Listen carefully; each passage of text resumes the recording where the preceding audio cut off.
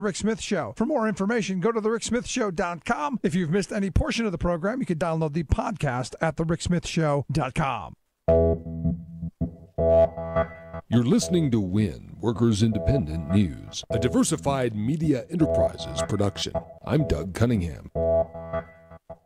Nissan worker Christopher Milton says Nissan's anti-union fear campaign is backfiring on them. Nissan workers in Canton, Mississippi are voting Thursday and Friday on whether to join the United Auto Workers. Right now, Nissan's got a campaign, an anti-union campaign going on, and every day in our startup meetings, there's something over our monitors trying to get everybody to vote no. I don't think it's working out too good for them because they finally realize, and throughout the time that we've been working there, I've been there for 15 years, they really never really listened to anybody, but now they're trying to say they're sorry for not listening to us and they're ready to listen to us now, but it's a little bit too late for that.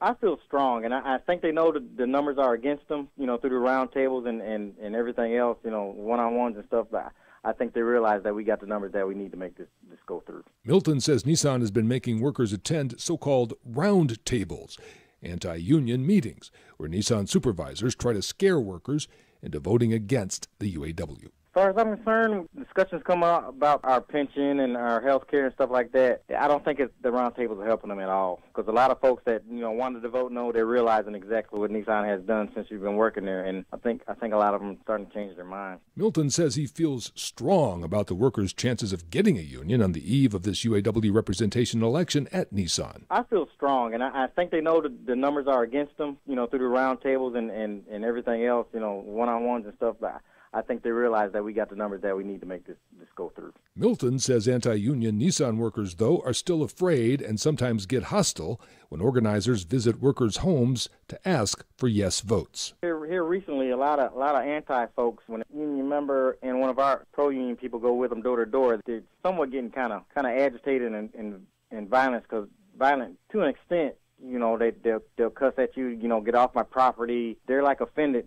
A lot of them brainwashed. They don't really understand what a union plays in a company. They always throw Detroit up in it and GM and Ford. That's totally irrelevant to us, considering all the plants that Nissan got, they're 93% unionized around the world, and the only ones that aren't, the plants in the United States, and we're the biggest money makers they got. He says they're afraid and misinformed about how unions work. Christopher Milton says this is why he wants a union at Nissan's Canton, Mississippi plant. I'm pro-union because I want to down in the table and discuss what's going on and fight for what we should have still had from the beginning. We started off great, our pension was fine, and our health care was great, and then all of a sudden they started taking away. But at the same time, we're still working as hard, and the profits are going up.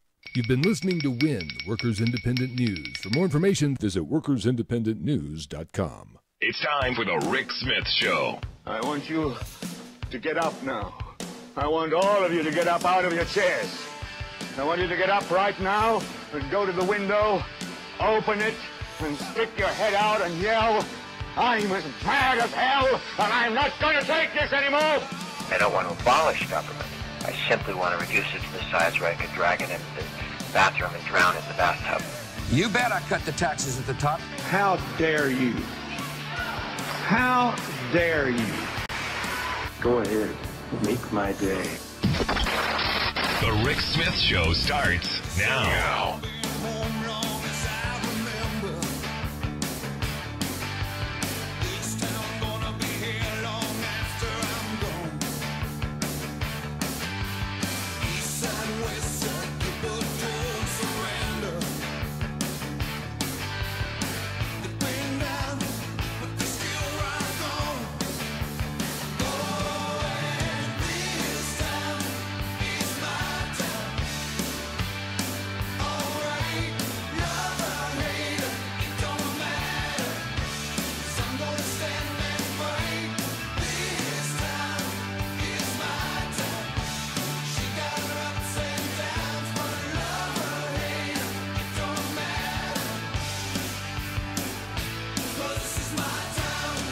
And welcome, brothers, sisters, working class heroes. This is the Rick Smith Show. Thanks so much for being here today on the big program. Lots to get to, lots to talk about. What a last couple of days it's been. I got to be honest, enjoying Sarah Huckleberry Sanders. Just really enjoying the press conferences. Thank goodness she's here. I mean, honestly, and remember, this is the party of family values. And I want to make sure that that's very clear. This is the family values crowd. The folks who say that, well, the president was just joking. Come on, it was a joke. It was a joke talking about police brutality. It was a joke about, knocking their heads against the roof. And it was a joke. He was just kidding. And what could be funnier than, a bunch of jackbooted thugs stomping on the Bill of Rights? That is hilarity if there ever has been. And again, I think back to where the party was.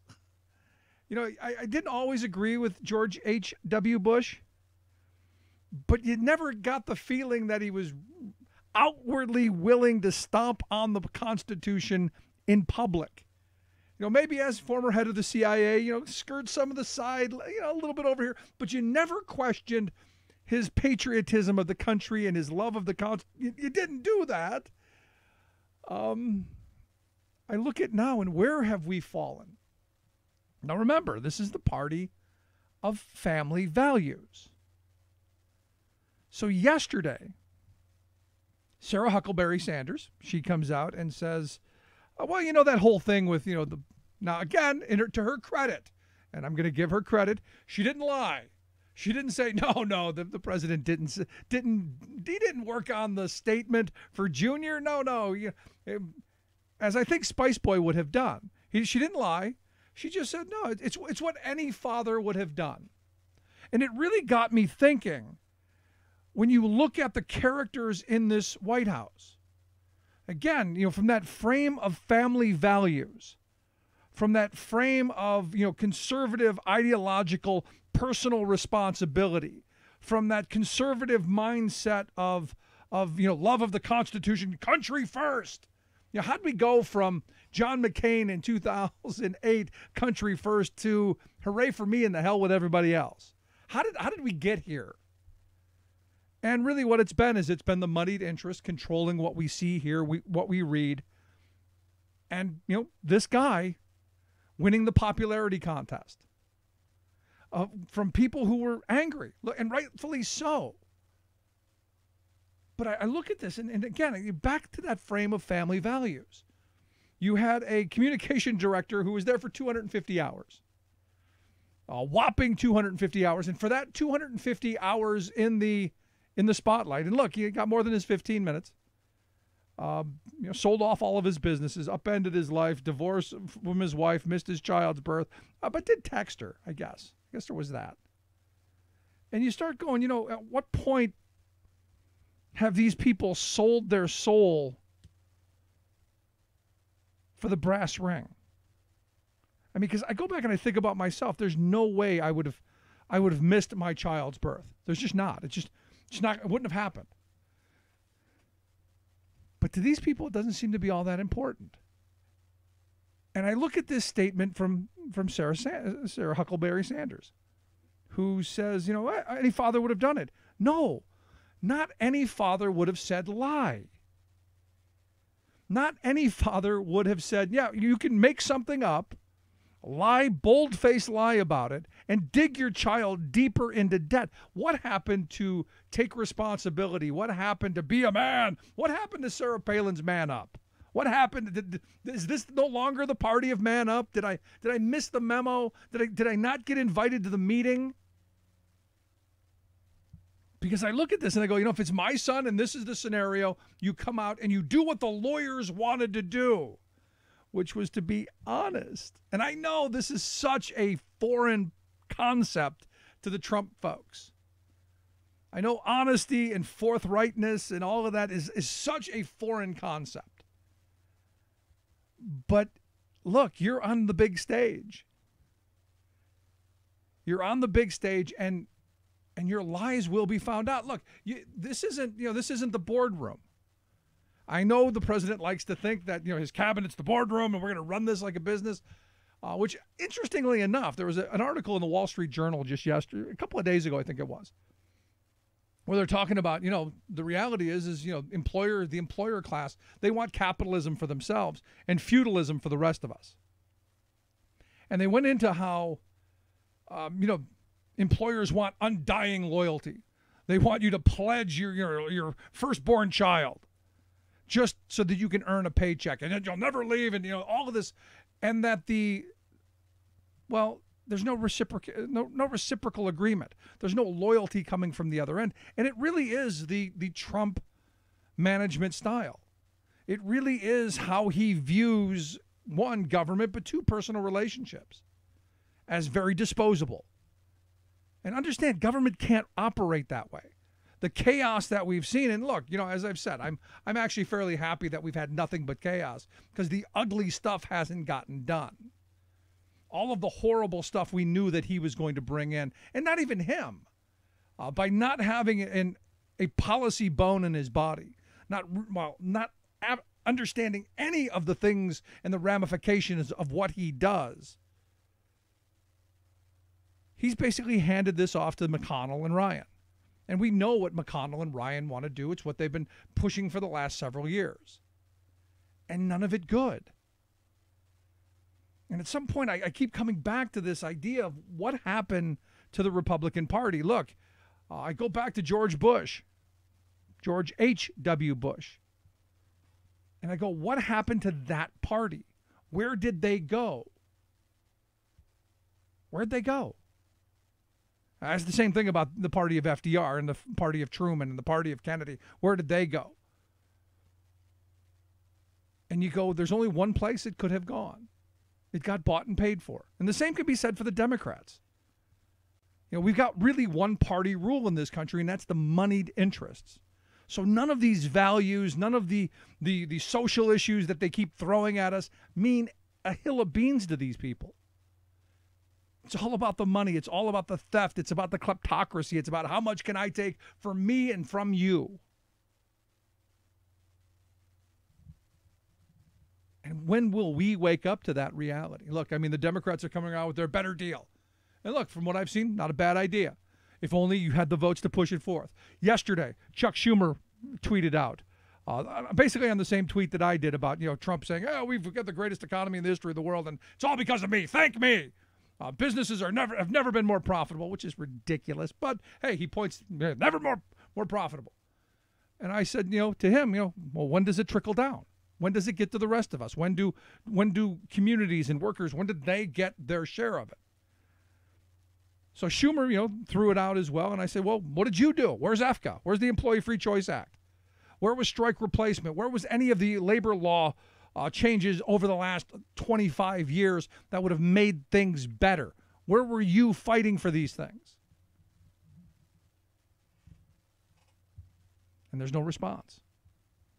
And this is why, again, I keep coming back to this moment to where, hopefully the resistance, hopefully this newfound fervor and this newfound passion on the center, sane part of the left, hopefully this is the moment where we start pulling both parties somewhere near sanity and away from the moneyed interests. That's what's infuriating to me. So we got a lot of that to get to. Healthcare on the agenda. The tax cuts, evidently more tax cuts coming down the road. We'll talk about that. So much to get to. Going to take a quick break. When we come back, our good friend John Fetterman, mayor of Braddock, Pennsylvania, going to be here. Going to talk a little bit about what the healthcare, what the stay of healthcare means to his community and poor folks across the country. Quick break. Right back. Stick around. This is the Rick Smith Show. We're working people. Come to talk. There's a flaw in the system, and the fly in the ointment's gonna bring the whole thing down. Floodgates are open, we've let the demons loose. The big guns have spoken, and we've fallen for the ruse. I'm Rick Smith, and this is Labor History in 2. On this day in labor history, the year was 1939. That was the day that the Hatch Act was enacted. The law was named after Senator Carl Hatch, a Democratic senator from New Mexico. The Hatch Act limits political activities by federal employees. One of the reasons the law was passed was due to allegations of corruption by the Works Progress Administration. The WPA was a key program of President Franklin Delano Roosevelt's New Deal plan to put people back to work during the Great Depression. But critics of the WPA alleged that the program was being used as a form of political patronage, and that the jobs were exchanged as a way to secure votes for the Democratic Party. Although an investigation found no conclusive proof of the allegations, Congress decided to act to define what was appropriate political engagement for a federal employee. Except for the president and the vice president, all federal employees and employees of the District of Columbia must follow the Hatch Act guidelines. Under the Act, federal employees cannot use the authority of their job to interfere with an election. They cannot be a candidate to a public office in a partisan election. They cannot participate in political activity while at work or while wearing a government uniform or driving a government vehicle. But the Hatch Act does not completely stop federal employees from participating in our political system. If they are off the clock, federal employees can still attend political rallies, contribute money to candidates, campaign for candidates, and help register voters. Ensuring the individual rights of free speech and elections free of corruption can be a difficult balancing act, especially for the thousands who call Uncle Sam their boss. For more information, go to laborhistoryin2.com, like us on Facebook, follow us on Twitter at laborhistoryin2. Chances are, when you took a shower this morning, an AFSCME member made sure that water was clean. When you drove to work, an AFSCME member maintained the road. When you rode an elevator, an AFSCME member inspected it. I'm David Philman, Executive Director of AFSCME Council 13, the American Federation of State, County, and Municipal Employees. AFSCME members enforce regulations, keep prisoners behind bars, take care of patients, protect the environment, and more.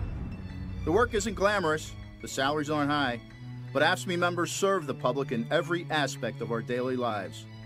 Chances are, you'll never see that AFSCME member working in a sewage plant, diving underwater to repair a bridge, or answering a 911 call.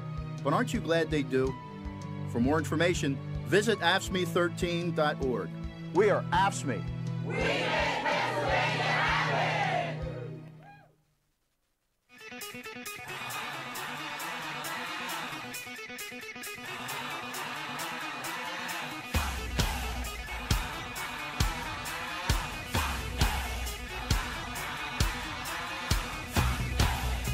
Welcome back to The Rick Smith Show.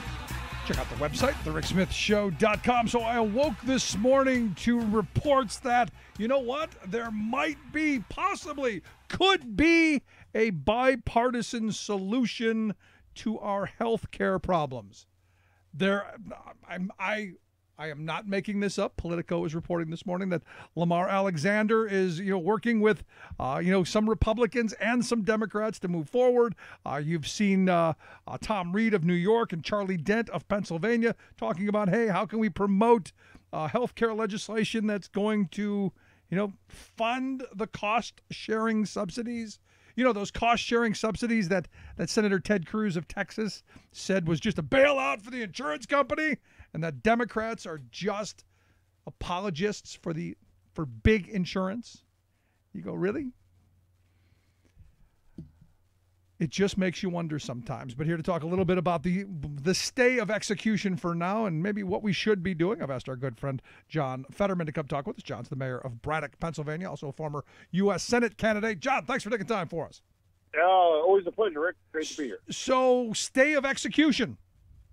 Yeah, well, I mean, right now Republicans can't pass a pizza and or deliver a pizza, or what is it, pass gas or deliver a pizza, as they say. And I think the fact that they're willing to even entertain this now just shows that they got nothing, and they have nothing because they understand the intellectual and moral bankruptcy of trying to just unilaterally repeal Obamacare when it has delivered for so many millions of Americans. So the simple fact that they're even entertaining that again, is the ultimate signal that they know that they, really just are completely, intellectually bankrupt on it. Yeah, but here again, I mean, even if there is some bipartisan movement forward, I mean, the different camps, in my view, just seem to be so far apart. In fact, one of the things Lamar Alexander is standing on is there has to be a reduction in the essential benefits. And I'm of the mindset, what's the point of having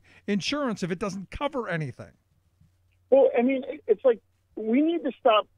We need to put the debate in this country to bed that healthcare is somehow optional, or healthcare is like, well, it's nice if you can get it. It's like healthcare is a basic fundamental right, no different than food, no different than shelter, no different than water. And it's like, and once we finally embrace that, from a moral standpoint in this country, the decisions will flow from that. And whether it's moving towards single payer, or whether it's the hybrid option that was originally discussed, the public option as part of Obamacare, we need a mechanism that provides health coverage for all Americans, regardless of their ability to pay, because, again, health care is a fundamental human right. Well, I agree with you. I disagree with the idea that we've had the conversation around food, water, and air, because I don't think that's. No, we have it. I'm saying we need to have it. Okay, it's like good.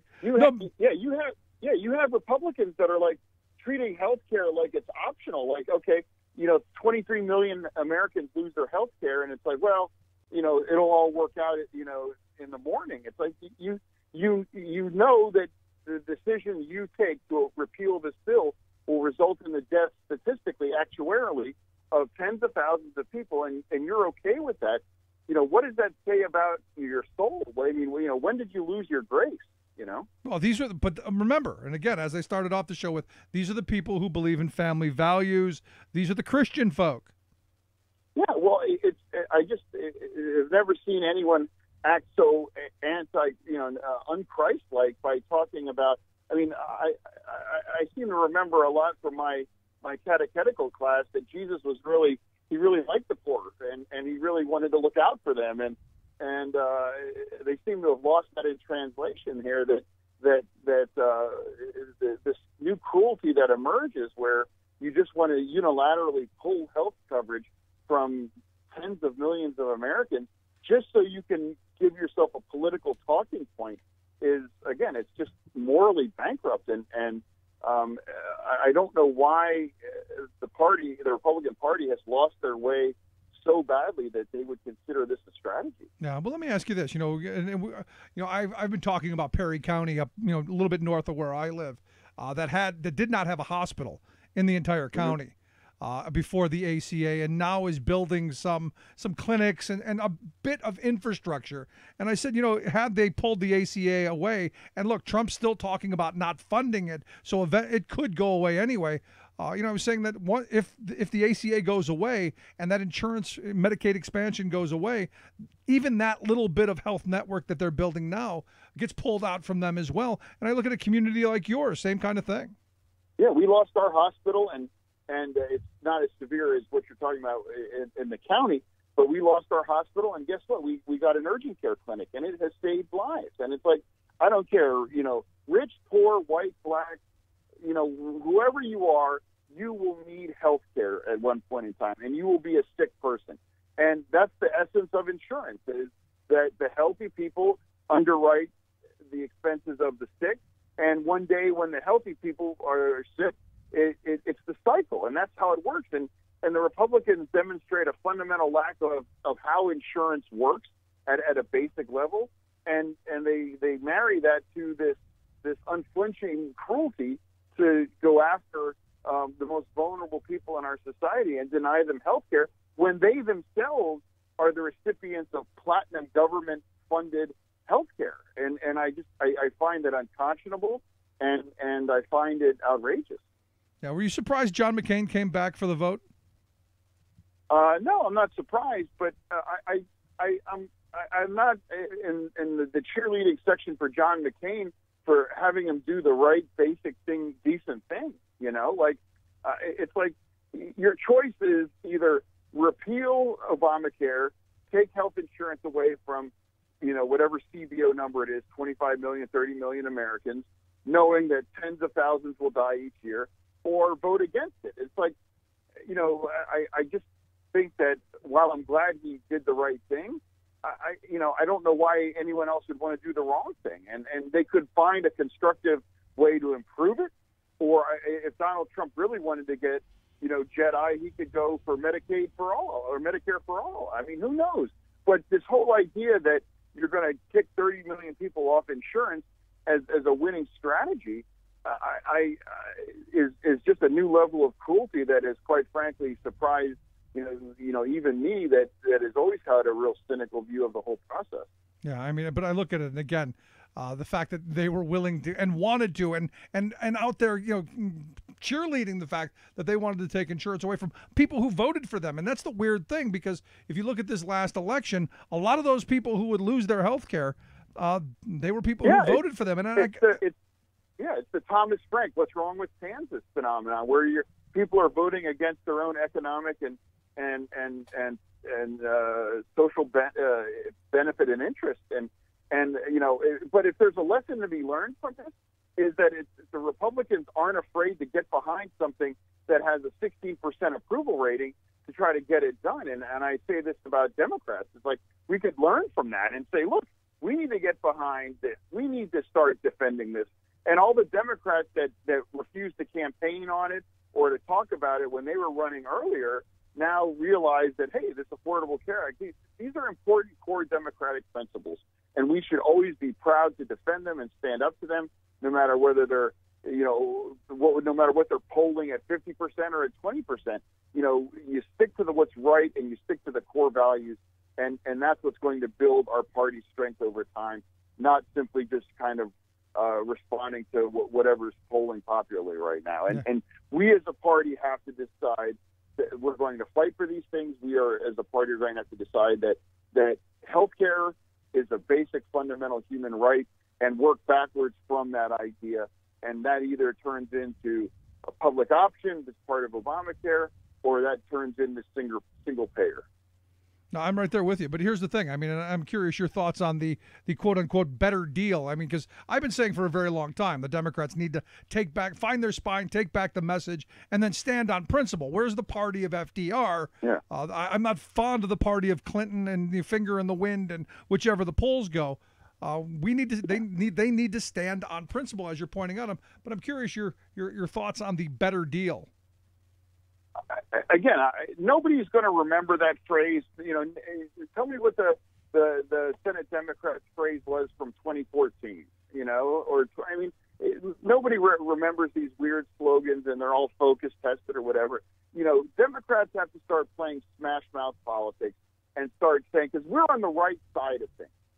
This isn't we're trying to sell something that isn't true, or we're trying to sell something that is just morally off. It's like we're selling the truth about where our society is going and where the Republicans want to take it, and we have to get energized, and we have to get aggressive, and we have to start going after them the same way that they had started going after us and really eating our lunch, and in states like Pennsylvania.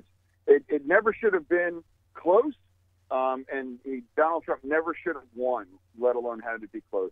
And that's because, again, we as a party, just have to, whether it grow a spine or whatever metaphor, and just start hitting people metaphorically in the mouth with the right core principles and values that this party stands for. No, I'm right there with you. But again, that message of making people's lives better, which is what Trump and the Republicans tried to trot out. And look, a good number of voters thought that the Republicans were going to make their lives better, even though I think most people who pay attention to this stuff kind of knew we were going to be right here.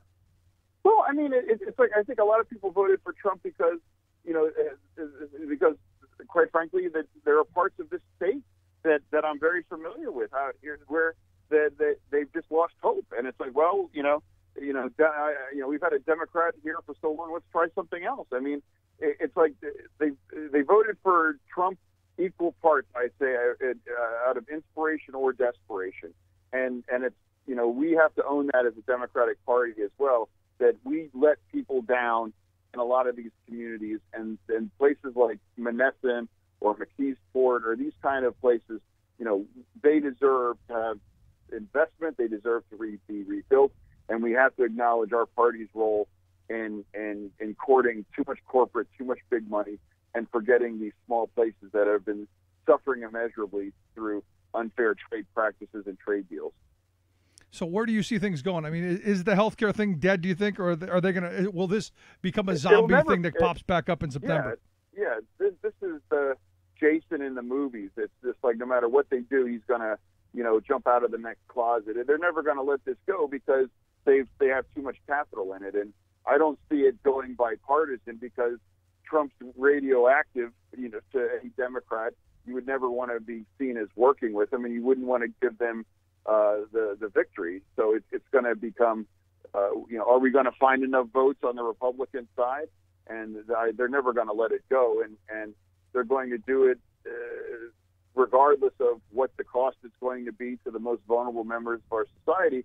And that, to me, is what makes it so unforgivable. To know the CBO score, to know you're talking tens of millions of vulnerable, men, women, and children, and you still want to do this simply for a political talking point. Again, I just find it breathtakingly cruel, and that's not the party that the Republican Party that I remember when I was growing up, and I don't see how it can be the Republican Party on a sustainable basis because I just feel that it's jumped the shark, with Donald Trump. Let me finish up with that. I mean, because, I started the show off basically with the Republican Party basically has lost their soul entirely. I mean, they used to be the party of family values, of personal responsibility. Yet you see Sarah Huckleberry Sanders saying, well, the president was joking about increasing police brutality. And, hey, any father would, basically tell his kids to lie and make stuff up. That's not the family values. And I'm just... or the personal responsibility that I remember coming from that party.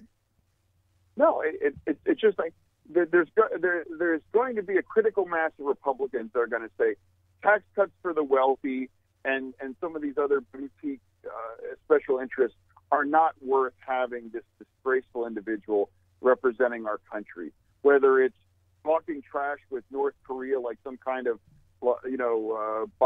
boxing brawl or professional wrestling. I mean, like this isn't professional wrestling. There's serious consequences. Yep. And people had outrage fatigue. I have outrage fatigue. Every day it's just like you literally can't keep up with it. And it's just like, oh, what's he done now? And pretty soon, if it hasn't happened already, people have tuned it out. And, we as a Democratic Party now have to find our own voice, and we have to come back strong against this kind of stuff because there isn't that scandal right now that's going to change. I mean, how much has happened where you just, it's like, okay, whatever. And we in this party need to capitalize on that. And I don't see it happening. I still see us, going through the old Clinton-Sanders proxy wars and not uniting behind, what it means to be a core Democrat and spending millions of dollars on these silly races like John Ossoff's race in Atlanta and worrying about things that I don't think we as a party should be worried about. Yeah, I mean, there's a lot to get fixed and a lot to be doing. And, John, I appreciate you taking some time for us. Look forward to having you back real soon. Anytime, Rick. Thank you so much for having me. Always good talking to our friend John Fetterman. Let's take a quick break. Right back. 1-888-520-RICK. 1-888-520-7425. This is The Rick Smith Show, where working people come to talk.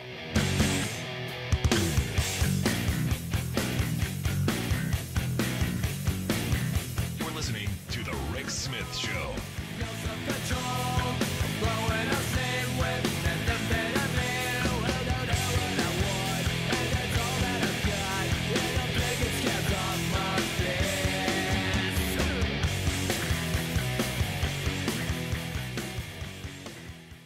I'm Rick Smith, and this is Labor History in 2.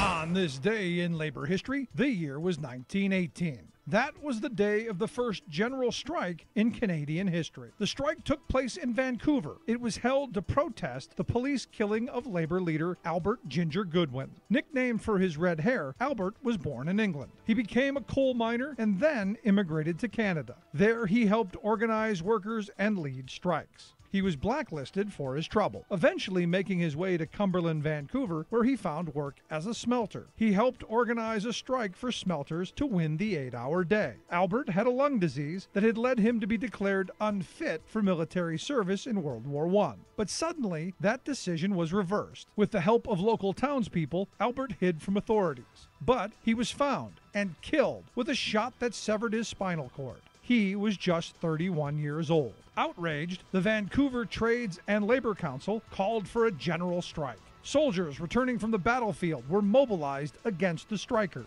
The Labor Council offices were ransacked. Each year, Goodwin is remembered as part of the Cumberland Miners' Memorial Day. In a ceremony, flowers are placed on his grave. His legacy remains contested, however. For a while, in the 1990s, a stretch of highway was named after the slain labor leader, but the Canadian government removed the signs in 2001. Multiple songs have been written to commemorate Goodwin's life and death, including this one from David Rovitz. Ended up out west by Nanaimo Bay, where he worked. Brought to you by the Illinois Labor History Society and the Rick Smith Show.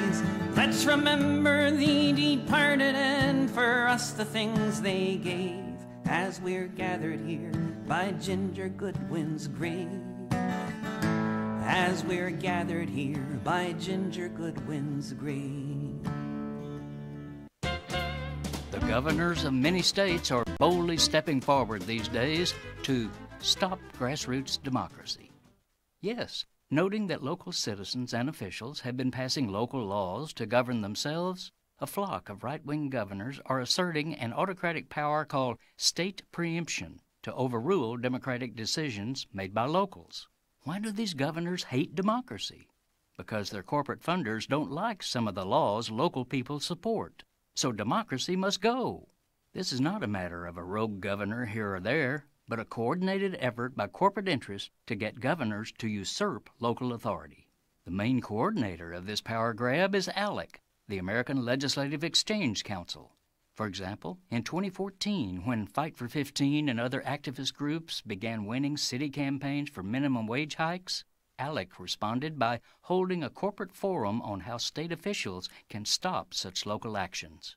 ALEC circulated a model bill called the Living Wage Preemption Act, and sure enough, it's already been passed by nearly half of our states. Ohio was the latest. By a large margin, people in the Buckeye State favor raising the wage floor, and Cleveland enacted its own increase last year. But a small group of corporate profiteers howled in fury. So last December, the state's Republican leaders rushed to appease them by adapting the ALEC preemption bill and ramming it into law. It was a political mugging of the people's will, retroactively negating Cleveland's increase and outlawing increases by any other locality. This is Jim Hightower saying, used sparingly and properly, preemption can be a democracy-enhancing tool to serve the common good. But when governors pervert this power to use it as a cudgel against the people, we the people must rise up against the governors. To learn more, visit mayorsinnovation.org. What do the corporate powers from Wall Street to Walmart have in common? They hate the Hightower Lowdown. You can see why at www.hightowerlowdown.org.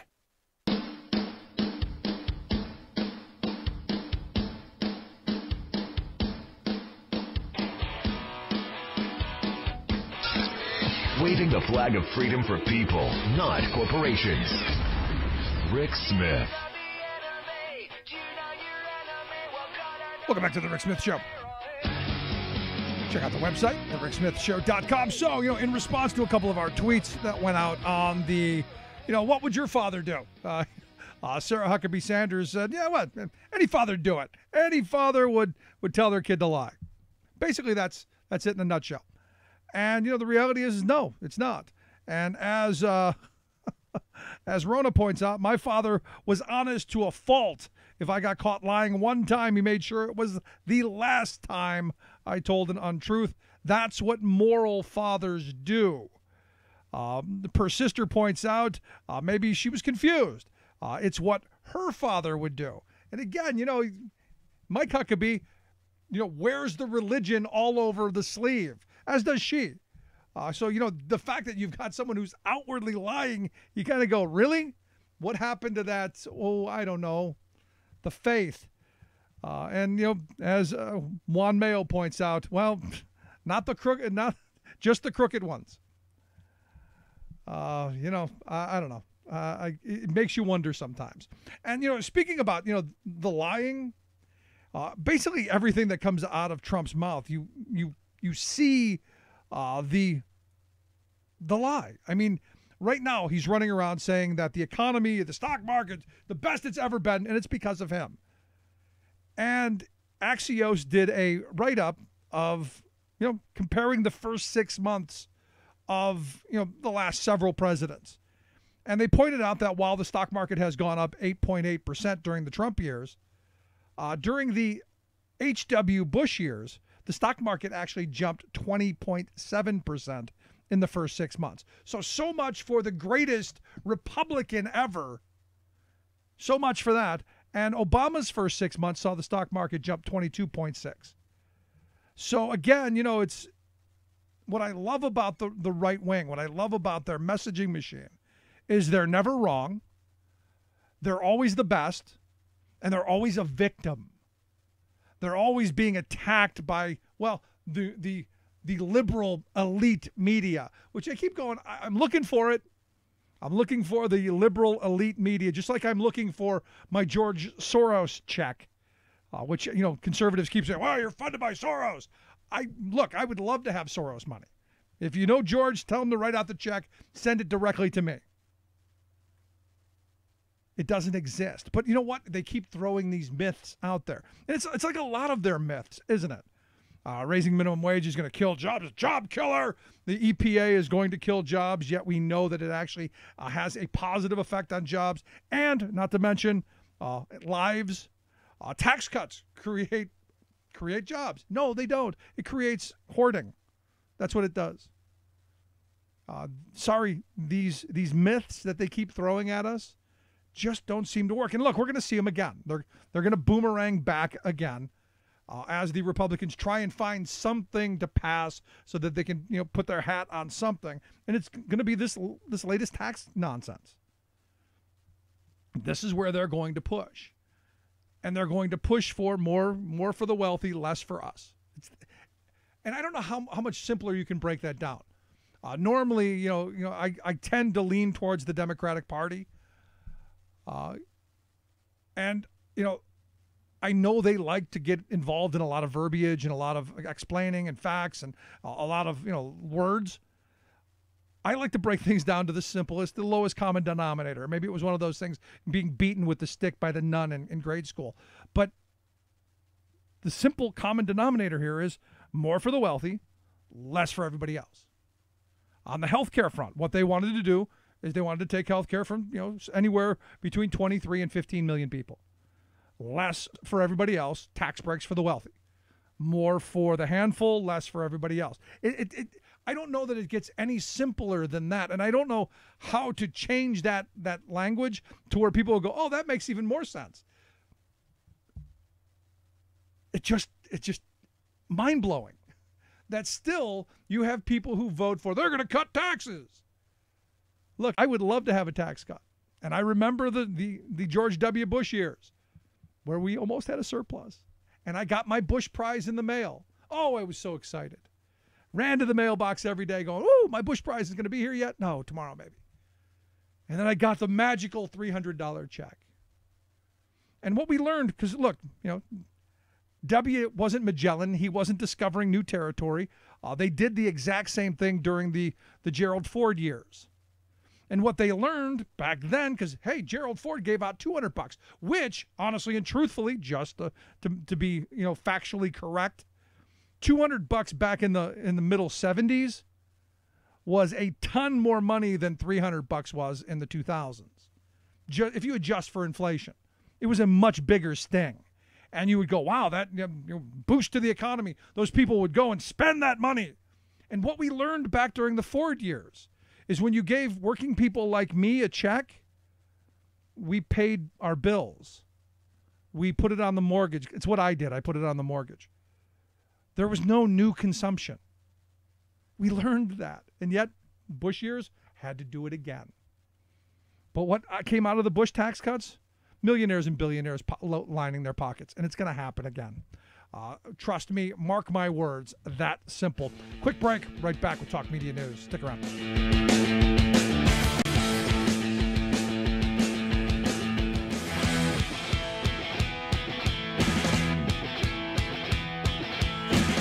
I'm Rick Smith, and this is Labor History in 2. On this day in labor history, the year was 1934. That was the day striking Teamsters in Minneapolis defied martial law. They stopped scab trucks, forcing the release of their strike leaders. Armed with bayonets and machine guns, the National Guard had patrolled the streets for nearly a week. They seized scores of strikers and union leaders and threw them into military stockades. Drivers were outraged. They defied Governor Olson and Major General Walsh, who, on behalf of the Citizens Alliance and trucking bosses, were determined to break the strike. Soon after strikers were imprisoned, drivers began chasing scab trucks across the city. Multiple reports poured in of picketers forcing trucks to stop. Some unloaded their cargo onto bridges. Others chased, captured, and damaged the scab trucks. Strikers ripped ignition wires out, forced scabs from the wheel, and then disappeared before police and the National Guard could arrive to retaliate. In just 3 hours, strikers had overturned nearly 70 trucks. Unable to stop the superior force of striking drivers, Bill Brown, Vincent, and Miles Dunn were ordered unconditionally released from the military stockades. Now, employers, the governor, and other strike-breaking agencies were eager to propose peace to federal mediators. But they proposed to scrap the terms of their earlier May agreement. In response, the leaders of Local 574 issued a general strike call. In it, they asked, quote, "Is there one man so blind as not to see that if 574 is allowed to go down to defeat under the brutal hammering of military despotism, the whole labor movement of the city will have been dealt a mortal blow? Union men, brothers, sisters, fellow workers, what are you going to do about it? We appeal to you for solidarity." Labor History in 2 brought to you by the Illinois Labor History Society and The Rick Smith Show. The most important issues of the day. This is The Rick Smith Show.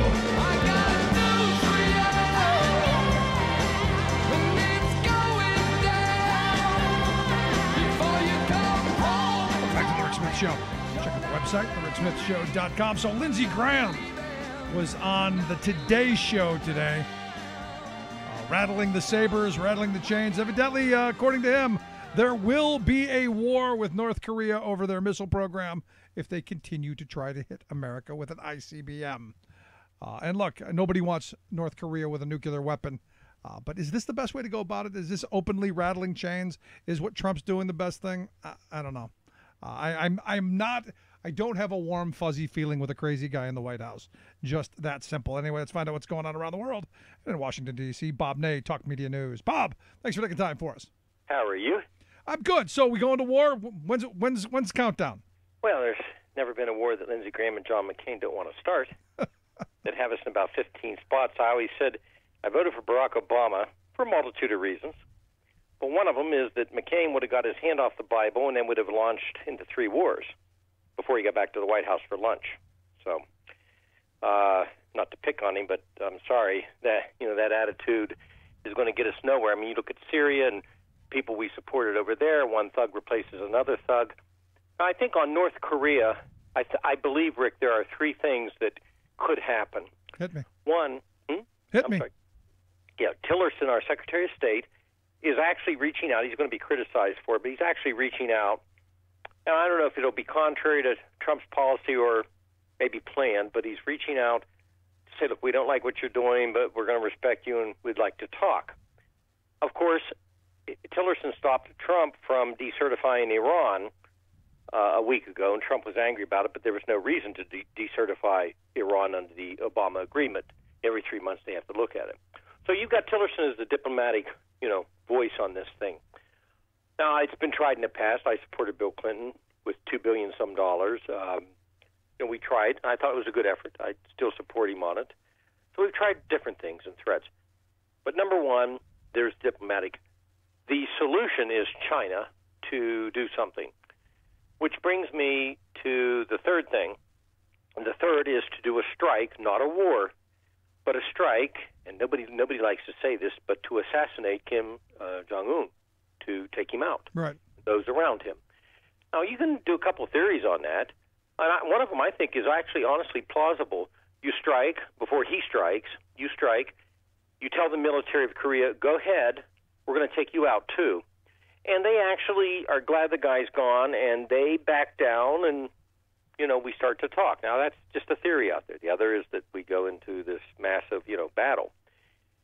Having said that, I think it's probably a combination of different things. The end solution is going to be to get China to do something with them. That's going to be the end solution.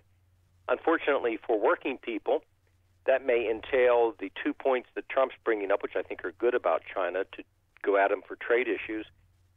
China is very Machiavellian. It sits back and it waits, and it might try to negotiate that down, that they will basically help us, but they're not going to help us unless, in fact, we do some kind of deal with them. Yeah, we give them another industry. Right, exactly. No, I mean, and that's all playing in this. But do you think the outward, the tweets, do you think the calling out China in public, do you think that helps? Well, I do, because China only understands force. It does help. Okay. Now, here's where it hurts.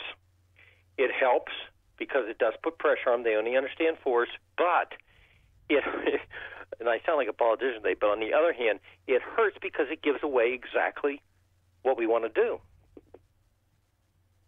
Yeah, I mean, there's always my view that you do these things through back channels. You if you're going to make those threats, you do it in a way that they can save face and know that you're serious, but you're not actually calling them out in public. I mean, or am I off base here? No. See, we're kind of saying the same thing. I said it a different way, in a sense. Letting them know what you want to do, which can be through back channels, is one thing.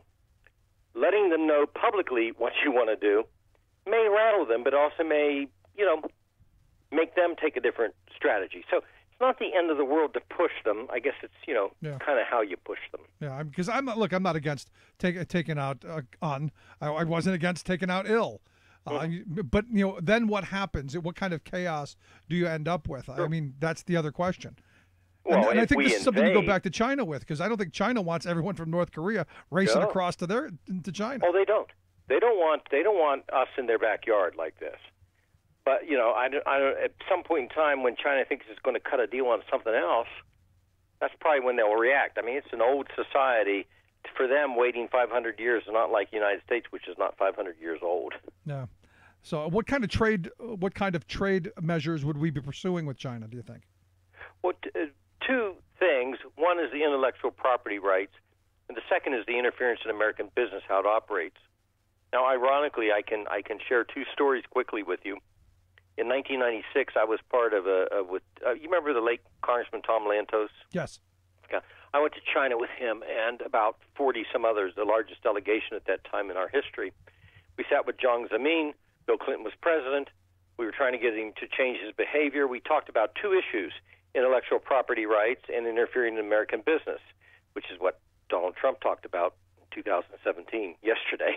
The same issues. They're like forever, Groundhog Day. So, but they are two legitimate issues.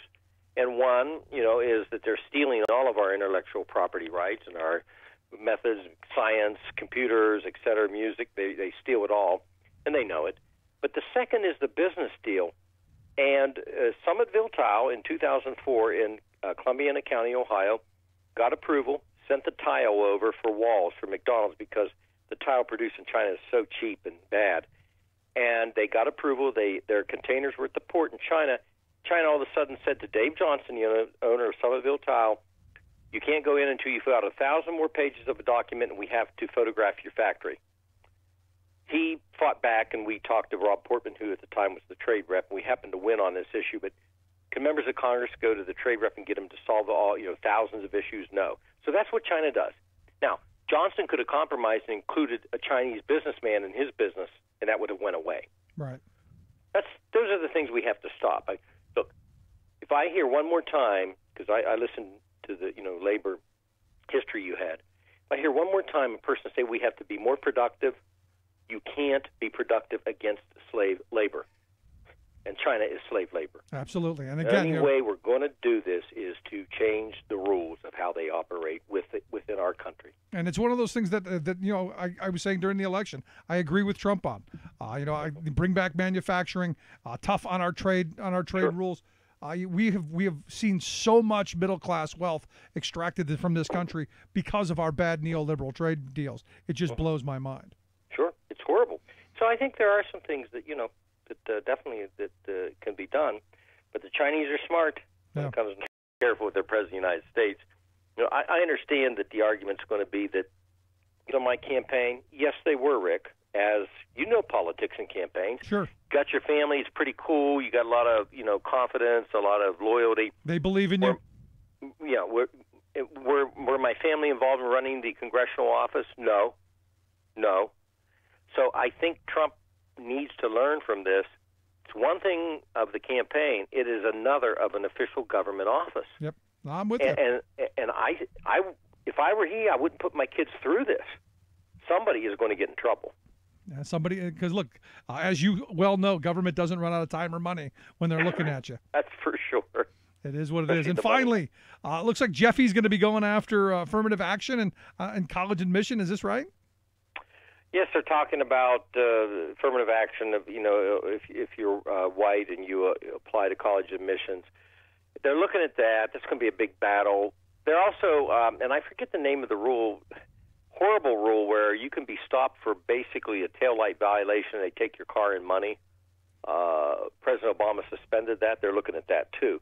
So I think what you're seeing, right, assets forfeiture. You're seeing the Justice Department is starting to look at a lot of things, and things for discussion, are one thing, but these are not easily solvable issues.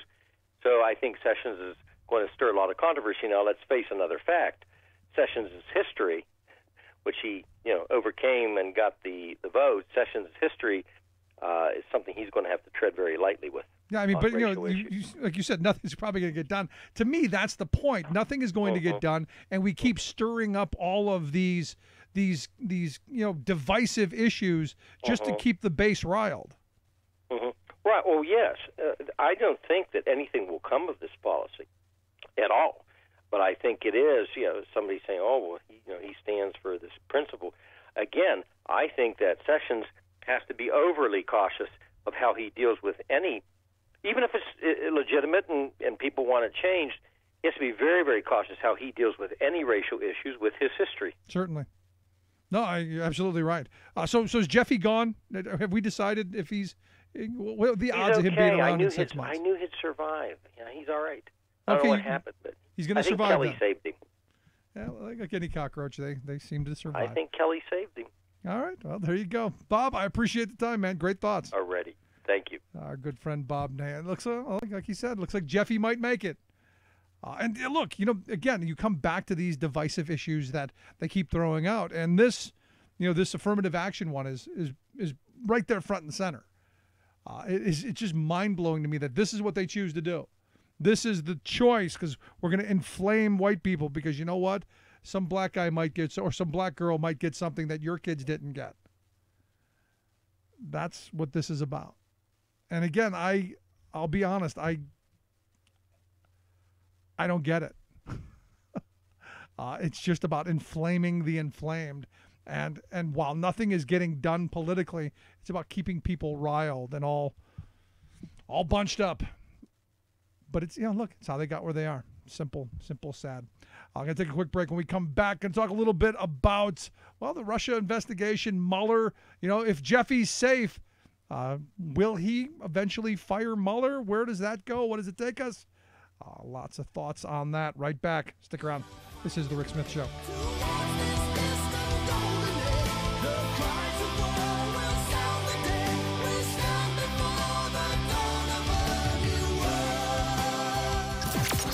Radio of, for, and by we the working people.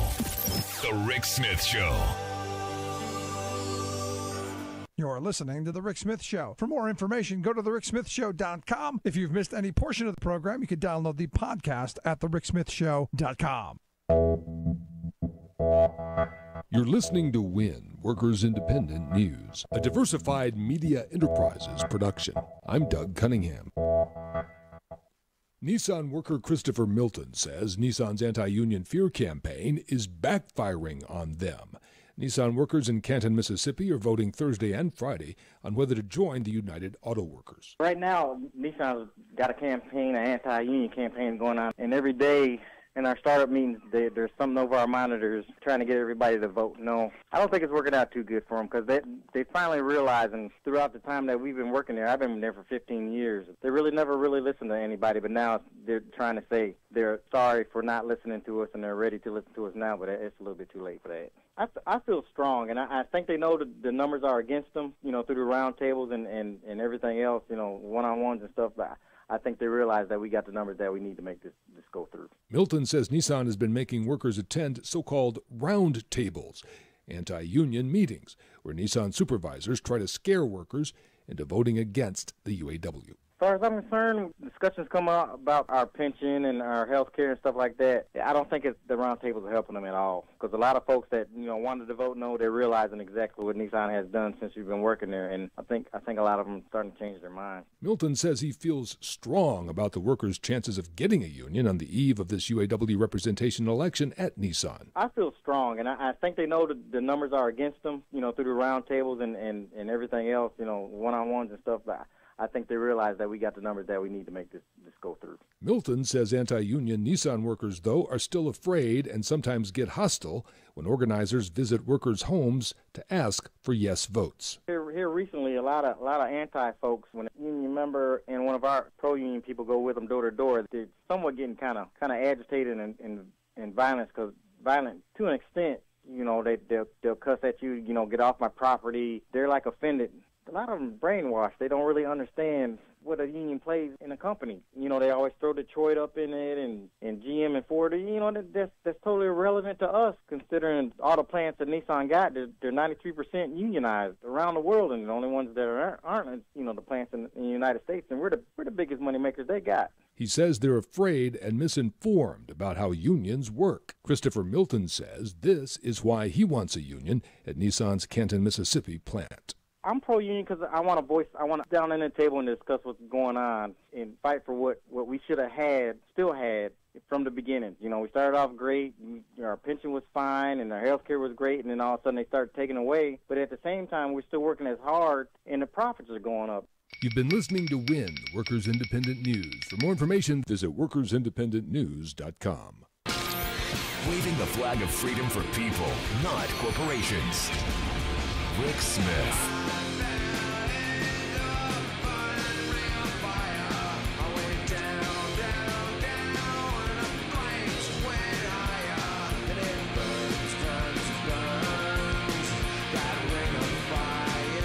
So if you remember, and go back a little while, if you remember first the Trumpites and the Republicans were saying, there's no there there. There's nothing there with Russia. You're just being hyperbolic. You're just trying to cause trouble.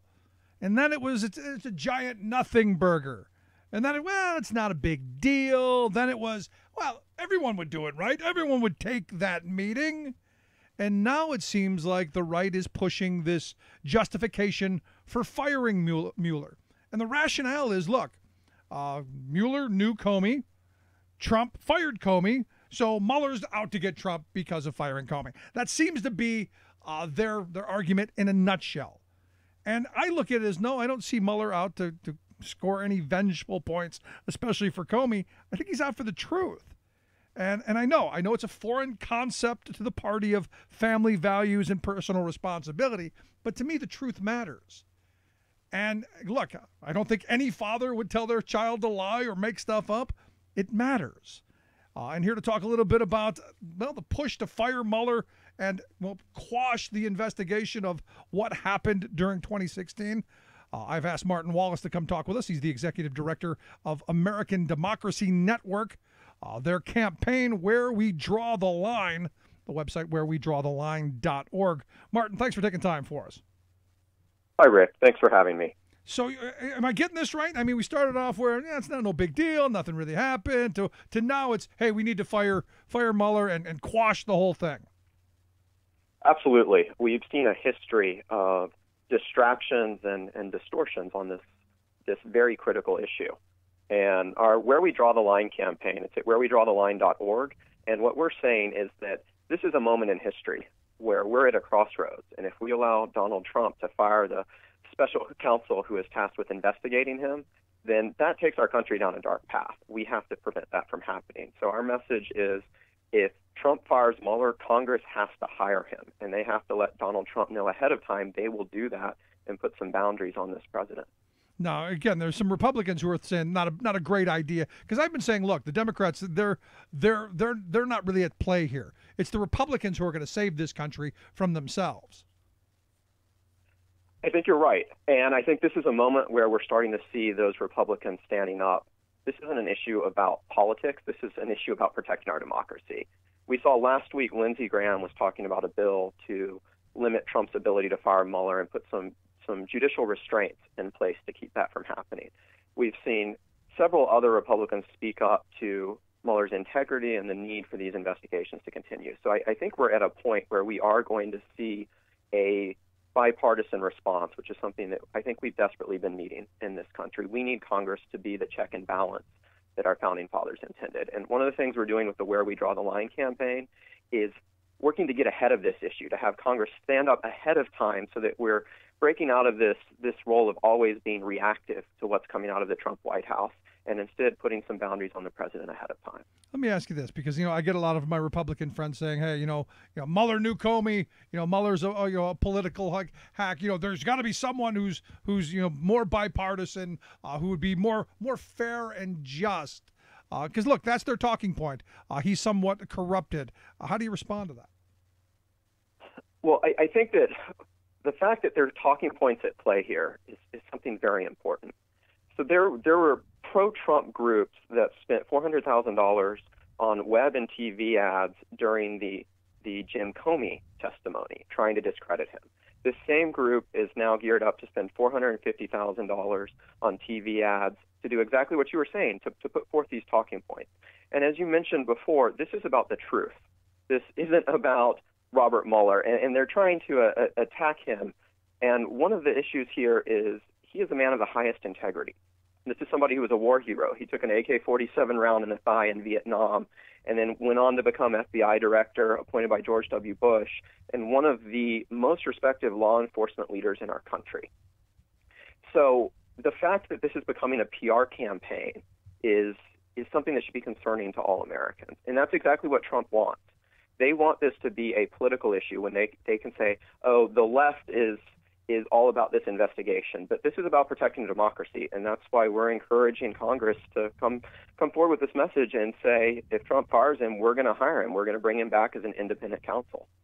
And that's something I think it should be something we're moving forward with anyway, just as a preemption, if you will, because this kind of chaos, I don't think the country can stand this kind of chaos, especially right now.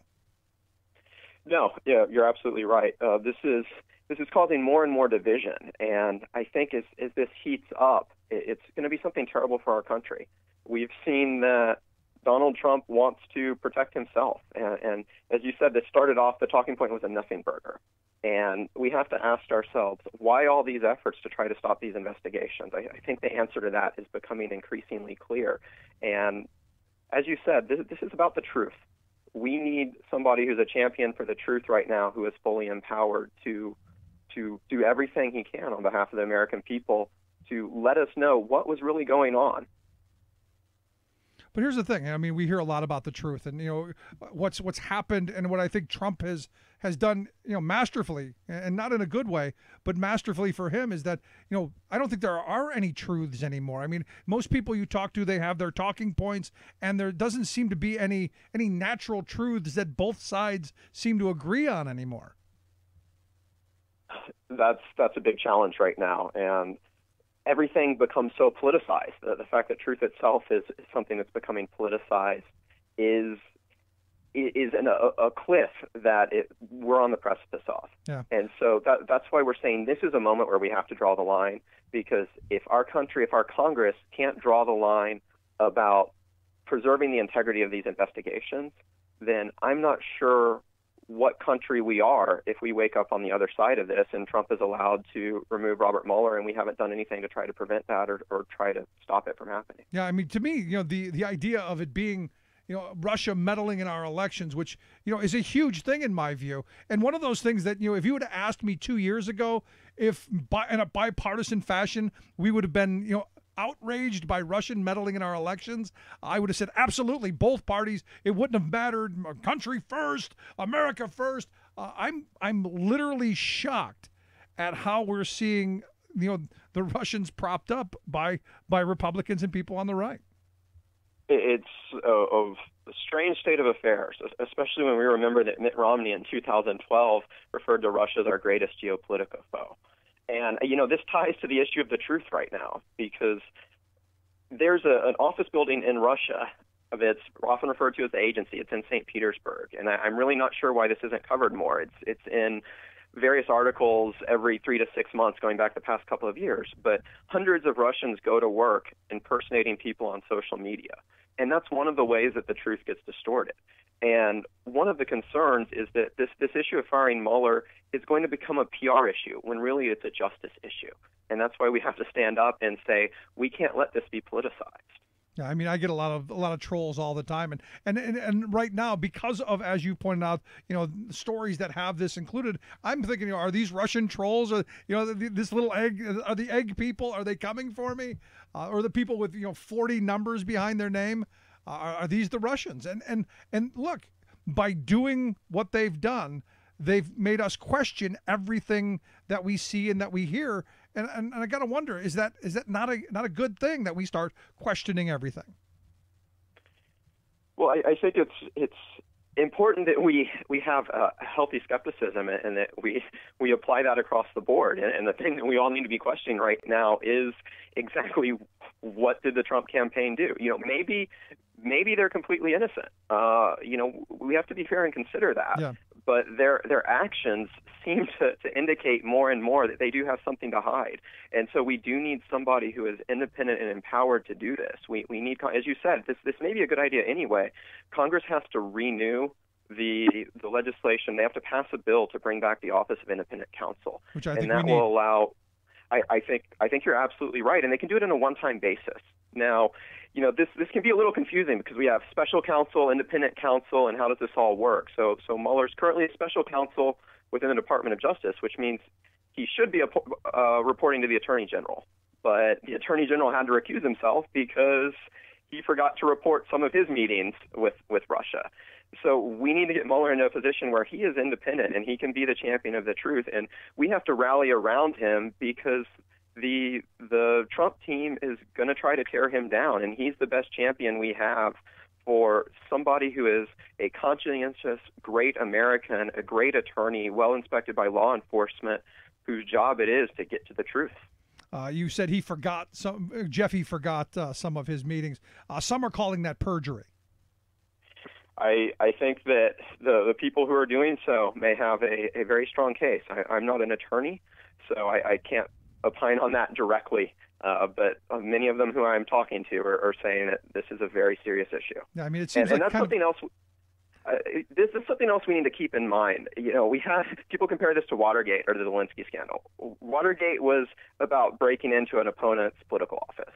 The Lewinsky scandal was about lying about sex. And if you remember at the time, the talking points were character matters, and people could use the scandal to blackmail Bill Clinton. Right. And I think that shows how far we've come. This is about, at the highest level, our government, our White House, potentially having colluded with a foreign power to disrupt our democracy and our election.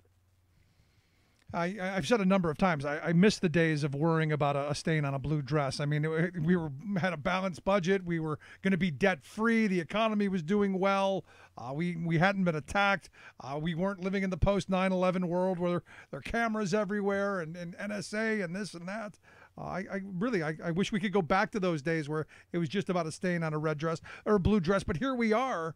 A red menace, meddling in our elections. And you've got the Trump people saying, well, we couldn't have done it. And I guess this is a question for you. Do you buy the Kushner line of, well, they couldn't have possibly colluded because they were just inept?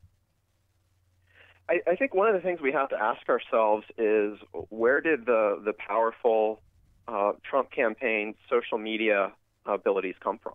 We know that there is this office in Russia where they have hundreds of people working around the clock trying to impersonate Americans and change our public dialogue. So I think that there's really good reason to think that something may have been going on. And the question is, how direct was the communication? What were they colluding about? What were they coordinating if, in fact, these things were happening? And the idea that these investigations might be shut down is something very scary. Yeah, I mean, to me, it's this question. I want to know what happened, because look, let's say nothing happened. Let's say it was perfectly innocent. It's all conjecture. I think we need to know that so that we can move forward. I don't think you can have all of these questions hanging over this administration, hanging over our ballot box, hanging over all of the political information and stuff that we see and read and get. I don't think you can have that and be a functional democracy. Absolutely, and we've seen how it is impaired our ability to function already, and I think one of the tragic ironies here is that this was one of Donald Trump's talking points during his campaign. He was saying we don't need to have a government that's plagued by investigations, and look where we are. Yeah. So if they are innocent of all of this wrongdoing, which is something that we need to entertain, then Robert Mueller can do his job and conclude this, and our country can move on.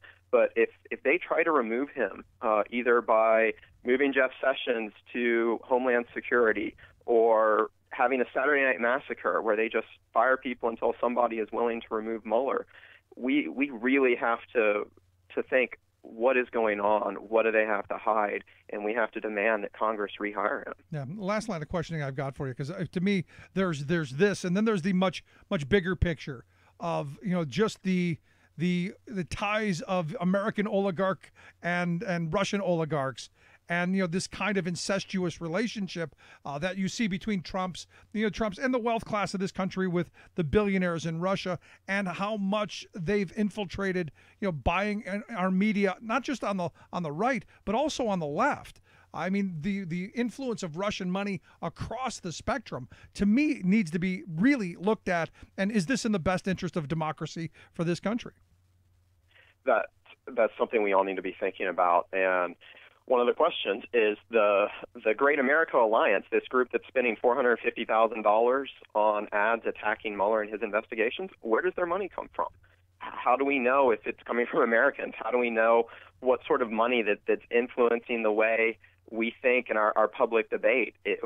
Is that coming from foreign powers? So this is something we really have to get to the bottom of. Yeah, and to me, it all sounds, if you haven't been paying attention, it could sound conspiratorial. This is why you need to have an investigation, and we need to air all of this, bring it out into the sunlight. Transparency will be the great sanitizer. Martin, I appreciate you taking a little time for us. I wish you the best with the Where We Draw the Line campaign. And again, if you want to check out the website, wherewedrawtheline.org. We'll get a link at thericksmithshow.com. Martin, thanks so much. Thank you, Rick. Great talking with you, Martin Wallace, Executive Director there at the American Democracy Network. Quick break, right back. Stick around. This is The Rick Smith Show. For working people, come to talk.